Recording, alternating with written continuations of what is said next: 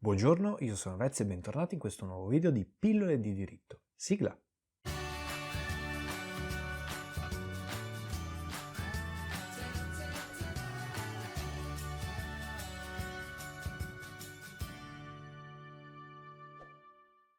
Oggi parliamo di immunità parlamentare e come sempre dobbiamo prima fare una premessa. I parlamentari sono persone molto esposte e per forza di cose sono personaggi pubblici. In un certo senso rappresentano il popolo o una parte del popolo, quindi i loro elettori, ed è normale che l'elettorato li conosca e dobbiamo metterci nell'ottica che i personaggi pubblici sono esposti anche a molte critiche. Come disse quel saggio dello zio di Peter Parker, da grandi poteri derivano grandi responsabilità, quindi bisogna essere ben consapevoli che essendo personaggi pubblici si è esposti a delle critiche e quelle critiche sono da accettare. Hai preso l'onere di rappresentare dei cittadini, è normale che altri cittadini non ti vedano di buon occhio. Questa esposizione quindi rappresenta anche un senso di responsabilità, non è solo una cosa negativa.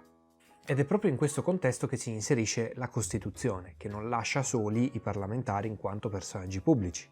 Sono infatti previste delle immunità parlamentari che prevedono delle tutele nei confronti di questi parlamentari nell'esercizio delle loro funzioni. L'immunità infatti è pensata per dare delle tutele in più a un parlamentare rispetto a un cittadino normale, ma non è assolutamente un privilegio, dopo vedremo perché. Questa immunità parlamentare prevede in realtà due tipi di immunità. Immunità sostanziale, per proteggere il parlamentare quando vota e quando esprime opinioni nell'esercizio delle proprie funzioni. Questo dà una vera e propria libertà al parlamentare perché non deve temere ripercussioni di alcun tipo qualsiasi cosa lui voti. Se ha votato una legge non può essere denunciato per averlo fatto. Lo stesso vale per le opinioni dei parlamentari. Se è opinione di un parlamentare che Berlusconi abbia torto e Renzi abbia ragione, non può essere denunciato per questo fatto. Il secondo tipo di immunità è quello procedurale. Sì, esatto, procedurale. Significa che non si può limitare la libertà di un parlamentare. Infatti per arrestare, perquisire o ad esempio fare delle intercettazioni riguardo un parlamentare, bisogna prima avere il consenso del Parlamento. Perciò la magistratura non ha la libertà di processare i parlamentari se prima i parlamentari non hanno votato a riguardo.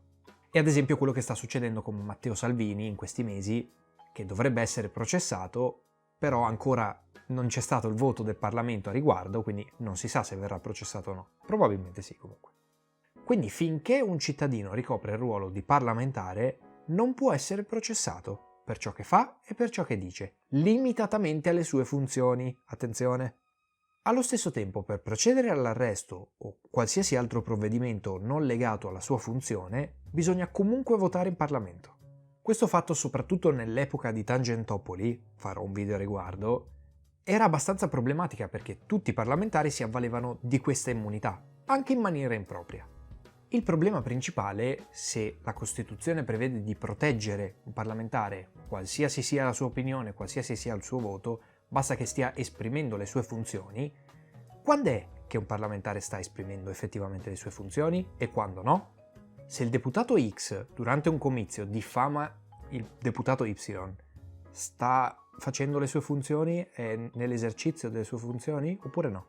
In verità nel tempo i parlamentari hanno effettivamente abusato di questo genere di immunità e quindi si è sempre creato il dubbio su cosa sia esercizio delle funzioni e che cosa no. Non esiste una vera e propria definizione di quali siano i compiti di un parlamentare quando effettivamente sta esercitando le sue funzioni. Quello che ci chiediamo ora però è: ha senso che esista l'immunità parlamentare? E qui ci ricolleghiamo al discorso di prima. L'immunità parlamentare non è un privilegio personale.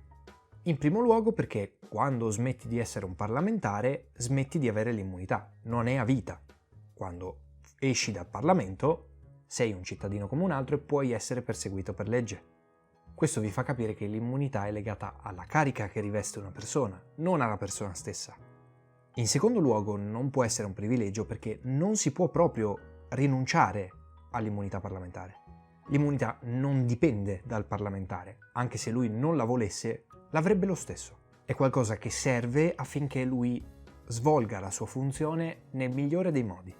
e la sua funzione è tecnicamente quella di fare il meglio per noi cittadini, quindi tecnicamente è molto importante. Ed è per questo che io personalmente sostengo che l'immunità sia assolutamente necessaria ed è un bene che sia inserita nella Costituzione. Un'altra cosa invece è l'indennità parlamentare, quindi lo stipendio dei parlamentari, però di questo ho già parlato in un video che trovate qui in alto a destra se ve lo siete persi.